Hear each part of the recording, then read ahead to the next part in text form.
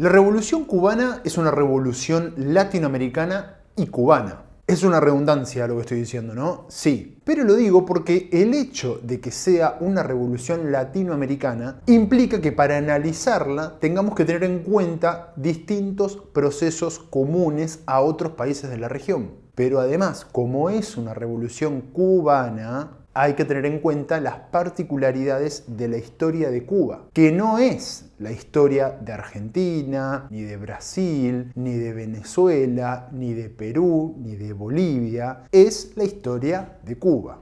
¿Cuál era la situación de esta isla a mediados del siglo XX? ¿Cómo se generaron las condiciones para que esta revolución se gestara y triunfara? ¿Cómo una revolución que no empezó siendo comunista se terminó volviendo comunista? Ahora vamos a hablar de la Revolución Cubana. Y nuestro punto de partida va a ser la llamada Revolución de 1933, que terminó con la dictadura de Gerardo Machado. La crisis de 1929 había afectado violentamente a Cuba, cuya economía era bastante dependiente. De hecho, era una economía de enclave. En las últimas décadas del siglo XIX y en las primeras décadas del siglo XX, Estados Unidos había acentuado su poder en Cuba mediante la inversión de capital, especialmente en la industria azucarera, el principal rubro de la economía cubana. Con la crisis del 29, las exportaciones de azúcar se derrumbaron. Por ejemplo, ese año fueron de $200 millones. Al año siguiente, 1930, bajaron a 129, en 1931 a 78 y en 1932 apenas $42 millones. Y a eso se le suma que el precio del azúcar también descendió drásticamente. Si bien el 80% de los recursos del Estado provenían del azúcar, esa industria tenía apenas 20.000 empleados estables. Solo en los periodos de zafra contrataban aproximadamente 40.000 cortadores de caña. Con esto se darán cuenta que existía una enorme masa de desempleados. La tensión contra Machado aumentaba y uno de los focos de lucha estuvo en el movimiento estudiantil, liderado por el legendario Antonio Guiteras, fundador del Directorio Estudiantil Universitario. También en el movimiento obrero, especialmente en los trabajadores del tabaco, nucleado en la Confederación Nacional Obrera Cubana. Pero también crecía el descontento en el ejército, que reclamaba reivindicaciones propias como mejor salario y equipamiento. En ese grupo de suboficiales comenzó a destacarse la figura de un sargento taquígrafo llamado Fulgencio Batista. Una vez derribado Machado, se formó una comisión ejecutiva del gobierno provisional, conocida como la Pentarquía, pero que duró menos de una semana, quedando como presidente provisional Ramón Grau San Martín y Guiteras como secretario de la Gobernación. Mientras Grau San Martín intentaba congraciarse con todos los sectores, Guiteras intentaba generar algunos cambios para los trabajadores. Logró la implementación de la jornada de 8 horas, el salario mínimo para los cortadores de caña y distintas medidas de ampliación de las libertades sindicales. Mientras tanto, Batista, desde las sombras, iba consolidando posiciones en el interior del ejército. En enero de 1934, Grau San Martín renunció y se sucedieron distintos presidentes títeres de Batista, como Carlos Mendieta, Miguel Mariano Gómez y Federico Laredo Bru, que fueron eliminando a los sectores más radicales del gobierno. En palabras de Fernando Mírez, desde 1934 hasta 1940 gobernó un régimen batistiano sin Batista. Batista era de origen obrero y políticamente era un producto de la Revolución de 1933. De hecho, era visto por muchos sectores, incluso por sectores de izquierda, como el continuador de esa revolución.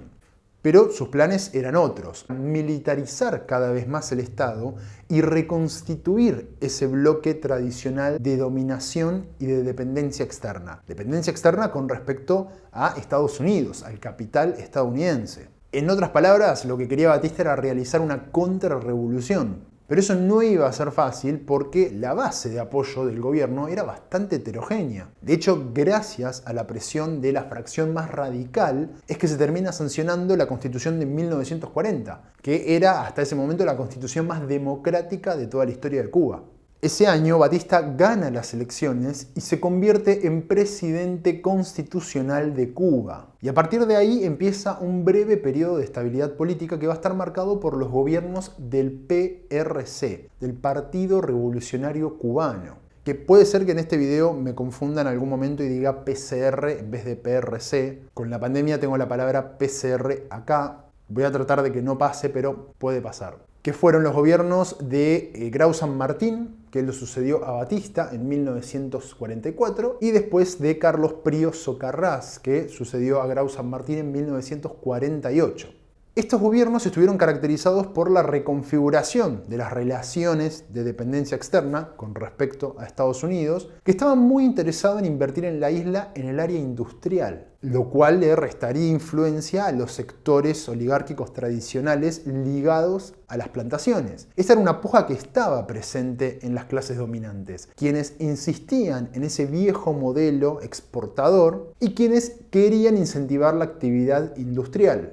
Tanto Grau San Martín como Prío Socarrás, y en cierta medida Batista también en su primera presidencia, intentaron ser mediadores entre estos dos sectores y a su vez seguir manteniendo la adhesión de las clases medias y de los sectores populares, fundamentalmente de los trabajadores sindicalizados.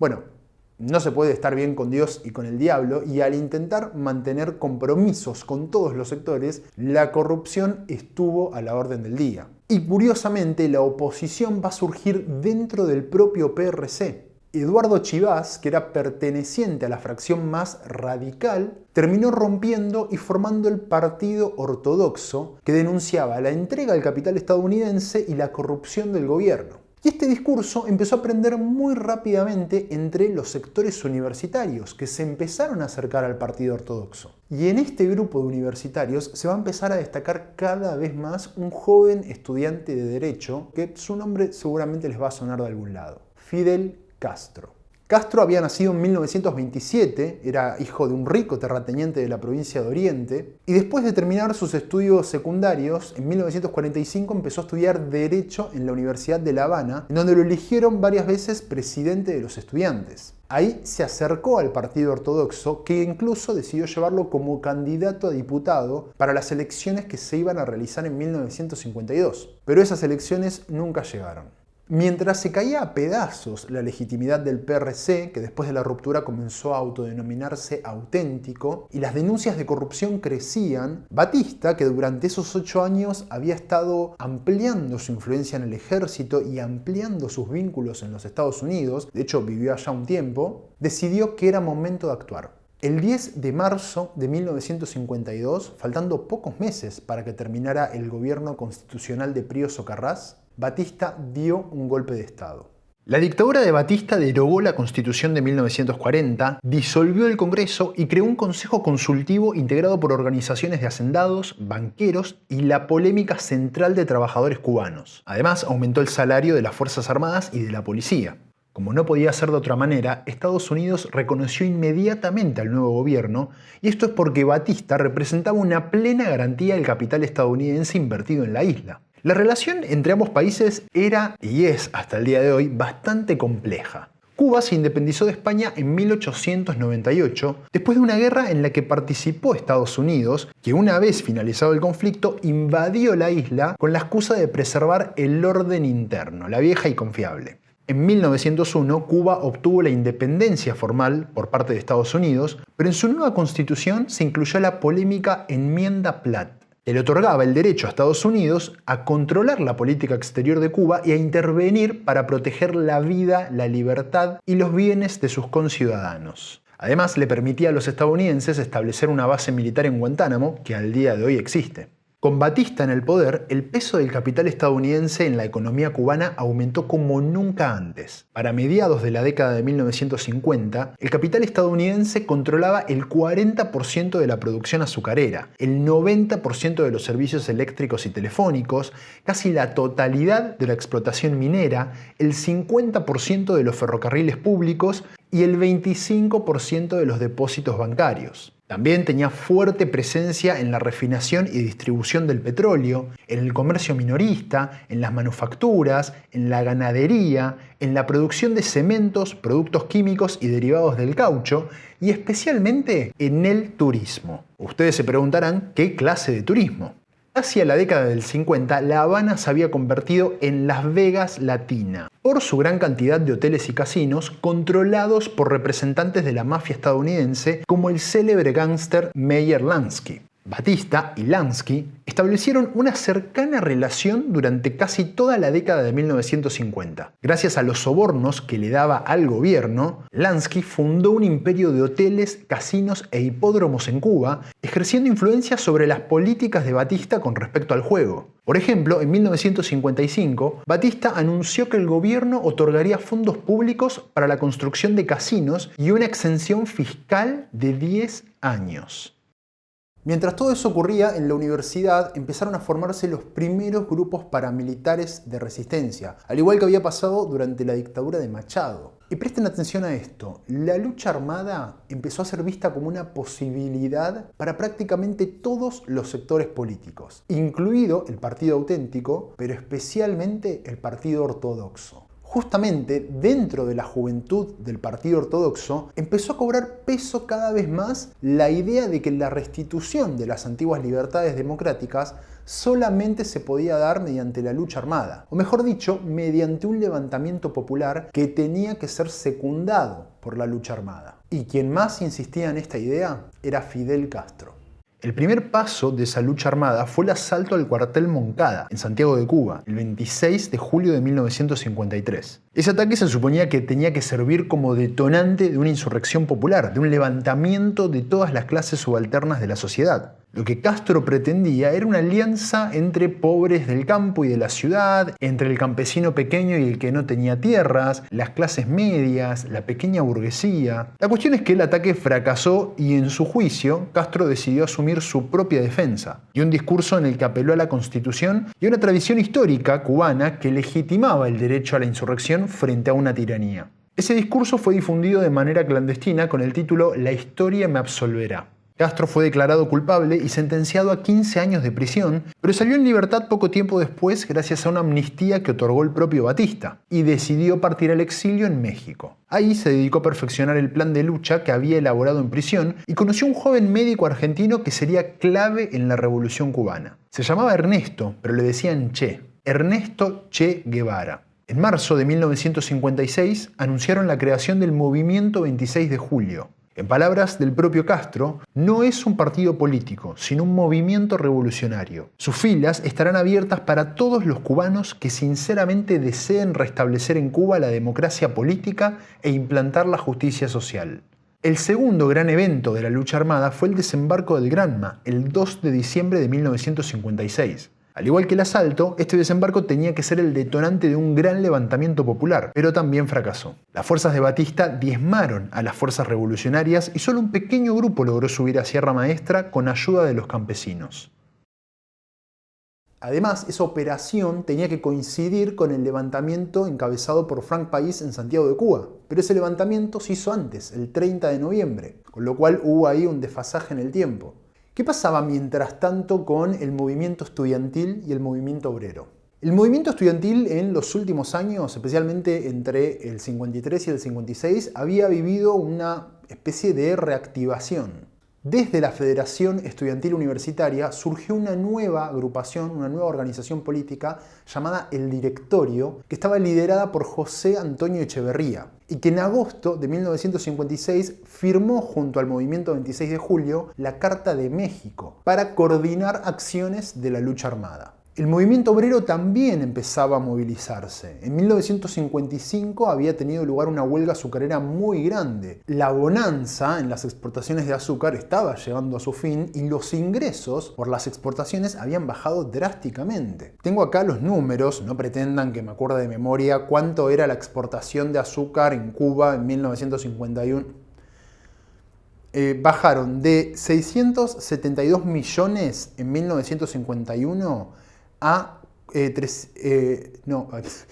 chabón leía mal. De 672 millones de dólares en 1951 a 432 millones en 1955. Y algunos trabajadores empezaban a incursionar en la lucha armada. En cuanto al movimiento 26 de julio, estaba bastante organizado. Estaba presente en cada provincia, en cada municipio, con una autoridad máxima que era un coordinador. Tenía una sección de propaganda, una sección de finanzas, una sección de acción y sabotaje, una sección juvenil y estudiantil y una sección obrera. ¿Qué pasó con el pequeño grupo de sobrevivientes del desembarco del Granma? Bueno, se instalaron en Sierra Maestra. Desde Santiago de Cuba les enviaron armas y un contingente de hombres para reforzar el ejército rebelde, que ya contaba con el apoyo de unos cuantos campesinos de la zona. Desde ahí lanzaron el manifiesto de Sierra Maestra, que entre sus puntos fundamentales estaba la formación de un frente cívico revolucionario, la designación de una persona para presidir el gobierno provisional, la renuncia del dictador de Batista,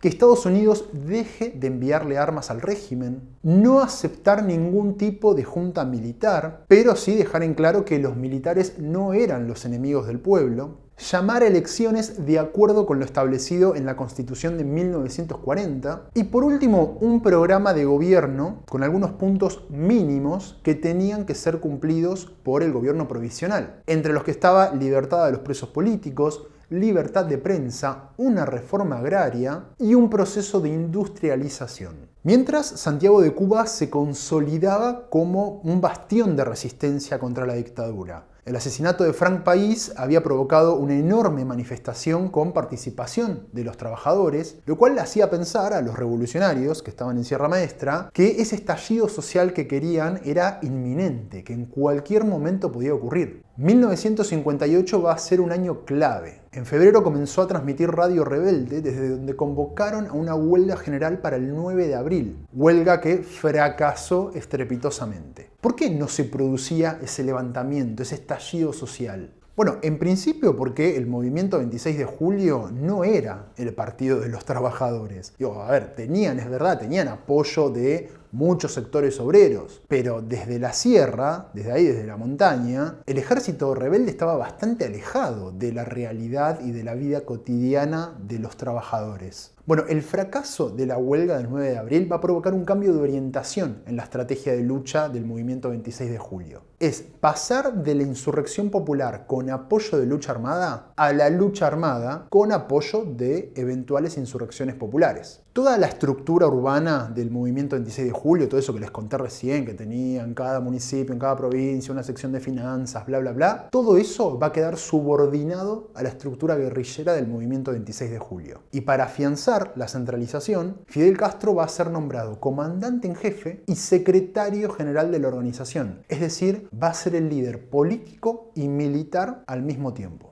Batista lanzó una ofensiva sobre la zona rural donde operaba la guerrilla, pero el ejército rebelde la rechazó exitosamente después de 76 días de combate. El 20 de junio se firmó el Pacto de Caracas, suscripto por 11 partidos y organizaciones políticas, entre las que estaba el propio Movimiento 26 de Julio, el Directorio Revolucionario, Unidad Obrera, el Partido Revolucionario Cubano Auténtico y la Federación Estudiantil Universitaria. El punto principal era la estrategia común para derrocar a la tiranía mediante la insurrección armada. Es decir, darle todo el apoyo al movimiento 26 de julio, porque recordemos que gran parte de la lucha armada recaía sobre esta organización. El segundo punto era la constitución de un gobierno provisional después de la caída de Batista. En agosto, el Che Guevara y Camilo Cienfuegos marcharon hacia Occidente y lograron controlar la zona en menos de una semana. El 4 de diciembre decidieron pasar a la ofensiva. Atacaron los regimientos de la zona central de la isla y lograron aislar a las tropas del gobierno. El 28 de diciembre, las milicias de Guevara iniciaron el ataque contra la ciudad de Santa Clara, último bastión antes de La Habana. El 31 de diciembre, y ante el avance del ejército rebelde, Batista escapó de Cuba. Un amplio y bastante heterogéneo frente opositor había consolidado el triunfo de la Revolución cubana. Hago un paréntesis para decirte que si llegaste hasta acá, yo supongo que es porque el video te está gustando, así que dale like, deja un lindo comentario abajo, suscríbete al canal haciendo clic en la campanita para que te avise cada vez que suba un nuevo video. Y si querés colaborar para que este canal siga creciendo cada vez más y los videos puedan ser cada vez más lindos, podés hacerlo comprando un cafecito en el link que está en la descripción del video. En el próximo video voy a agradecer públicamente con nombre a las personas que fueron colaborando hasta ahora, porque de verdad es muy importante, ayudan a que este canal se sostenga y sobre todo a que yo me sostenga. Pero si no tenés plata, si no tenés un centavo, si estás en la ruina, en la quiebra como yo, podés colaborar igual. ¿Cómo? Copiando este link y compartiéndolo en Facebook, en Twitter, en Instagram, en grupos de WhatsApp, en donde se te ocurra, haciendo que este video llegue a más personas, que este canal sea más conocido. Porque recordemos que este es un canal monetizado. Y eso quiere decir que cada visualización es un pequeño ingreso para los bolsillos de este guía de turismo desempleado producto de la pandemia. El 1 de enero de 1959 ingresaron a La Habana las columnas del ejército rebelde encabezadas por Guevara y Cienfuegos, mientras Castro entraba en Santiago de Cuba. Convocaron una huelga general revolucionaria para el 4 de enero que fue exitosa y selló el triunfo de los revolucionarios. Manuel Urrutia fue designado presidente de Cuba y José Miró Cardona primer ministro. El nuevo gobierno implementó múltiples reformas, pero sin dudas la que más provocó la resistencia de Estados Unidos fue la reforma agraria. Tengamos en cuenta que en Cuba una reforma agraria implicaba la nacionalización de la tierra, que en su gran mayoría estaba en manos de compañías estadounidenses. Era modificar de raíz los vínculos de dependencia externa. Solo en cuestión de fincas azucareras, las empresas estadounidenses controlaban más del 13% del territorio y 4.000 propietarios eran dueños de casi la mitad de todo el territorio nacional y del 57% del área en fincas. Para enmendar esto, el gobierno dictó 2 leyes agrarias. La primera, en 1959, expropiaba todas las propiedades cuya extensión excediera las 30 caballerías, es decir, las 400 hectáreas. La segunda ley, de 1963, fue más radical. Estableció como máximo aquellas parcelas que no superen las 67 hectáreas. Con la reforma agraria pasó a manos del Estado cubano el 70% de todas las tierras fértiles del país. Si bien el gobierno favoreció la pequeña propiedad, se centró en establecer una gran área agraria estatal. Al fin de cuentas, la reivindicación de los desocupados agrarios no era el derecho a una tierra, sino al trabajo. Esta no era una revolución agraria como la mexicana o como después terminó la boliviana. Así surgieron las haciendas estatales como una continuidad de los antiguos latifundios, es decir, que no hubo un quiebre en la tradicional estructura agraria. También fue igual de importante la reforma urbana. Con la ley de alquileres fueron reducidos entre el 50 y el 30% de los precios de los alquileres y además se le otorgaron facilidades a los inquilinos para que compraran sus casas a largo plazo. Recordemos que la Revolución Cubana no fue una revolución obrera. De hecho, uno de sus principales desafíos va a ser reorganizar al movimiento obrero desde el Estado. Y ahí van a entrar los comunistas. Su tarea va a ser depurar las estructuras sindicales previas a la revolución y que habían sostenido la dictadura de Batista. Es decir, estatizar las estructuras sindicales del movimiento obrero. Ustedes vieron que yo no nombré al Partido Comunista en todo el video, ¿no? Bueno, ¿dónde estaban los comunistas durante la revolución? Estaban desparramados por ahí. Tuvieron 2 ministerios durante la dictadura de Batista, condenaron el asalto al cuartel Moncada y no quisieron participar en la huelga convocada por el movimiento 26 de julio para el 9 de abril, esa huelga del 58 que fracasó. ¿Por qué cobran protagonismo después de la toma del poder? Tengamos en cuenta que el movimiento 26 de julio surge con un objetivo principal: derribar la dictadura de Batista. Era un frente muy heterogéneo social e ideológicamente, con lo cual constituirse en gobierno iba a ser más difícil. Por eso Castro busca y obtiene el apoyo de los comunistas. Recordemos que el presidente era Manuel Urrutia y el primer ministro Miró Cardona. Castro no había aceptado ningún cargo en el gobierno. Estamos hablando de las primeras semanas de la revolución, Castro actuaba como un árbitro, mediando entre los distintos conflictos que iban apareciendo en esas primeras semanas de la revolución. No tenía ningún cargo, no era parte del gobierno, pero tenía cada vez más poder. Y paralelamente los comunistas, aliados a Fidel, iban ocupando cada vez más espacio y desplazando a los distintos representantes de los partidos tradicionales. Esto derivó en la caída del primer ministro Miró Cardona, que fue reemplazado por Castro, es decir, Fidel Castro se convirtió en primer ministro, y después en la caída del presidente Manuel Urrutia, que fue reemplazado por Osvaldo Dorticós Torrado. Y estos desplazamientos políticos también generaron conflictos dentro del ejército. Uber Matos, el comandante del ejército en la provincia de Camagüey, presentó su renuncia y 14 oficiales lo siguieron. La tensión entre Matos y Castro venía desde antes, desde la caída del primer ministro Miró Cardona. Cienfuegos fue enviado por Castro a arrestar a Matos y cuando regresaba de Camagüey, el avión donde viajaba Camilo Cienfuegos desapareció en circunstancias que nunca quedaron claras. La revolución perdía así a uno de sus mejores hombres. En cuanto a Matos, Castro hizo una enorme demostración de poder político y llamó una gigantesca manifestación en donde la gente pedía a los gritos que Matos sea ejecutado. Muchos sospechaban y sospechan al día de hoy que Matos era en realidad un infiltrado de la CIA. Lo cierto es que el gobierno no lo ejecutó, pero fue condenado a 20 años de prisión. La revolución continuaba su rumbo. A fines de 1960, Cuba decidió retirarse del Banco Mundial, mientras Estados Unidos dejó de enviar petróleo a la isla. Gracias a su acercamiento con la Unión Soviética, Cuba recibió petróleo ruso, pero las empresas estadounidenses se negaron a trabajarlo. El gobierno decidió responder con la expropiación. Fueron expropiadas la Texas Company, la Standard Oil de New Jersey, la Royal Dutch y la Canadian Shell, además de las compañías de electricidad y teléfonos. A menos de un año de haber tomado el poder, el Estado cubano controlaba prácticamente todo el aparato productivo. Es interesante destacar lo que menciona Fernando Mírez en su libro La Rebelión Permanente, que hasta la toma del poder la revolución tenía un carácter democrático, porque luchaba contra una dictadura, y popular. Pero después de la toma del poder y a raíz de la nacionalización de tierras y de las industrias, empieza a tener también un carácter nacional. Eso fue lo que aceleró los desplazamientos internos de fuerzas de ese bloque tan heterogéneo en el que salió fortalecida la fracción política representada por Fidel Castro y el ejército rebelde, aliada al aparato de los comunistas y apoyada en amplios sectores populares. A los ojos del bloque occidental capitalista, la revolución cubana había ido demasiado lejos y probablemente sus gobernantes sabían que ya no había vuelta atrás. Ante la extrema situación de vulnerabilidad de seguridad externa de la isla, Fidel Castro sabía que tenía que salvar aunque sea una parte de esa revolución y lo hizo ingresando al bloque socialista. A partir de ahí se abrió un nuevo capítulo en la historia de Cuba. Un capítulo en el que los acontecimientos, en palabras de Fernando Mírez, me permito citarlo otra vez, no tendrían que ver solamente con lo que pase adentro de la isla, con las decisiones que se tomen adentro de la isla, sino también con las que se tomen fuera. Nos vemos en el próximo video. Chau.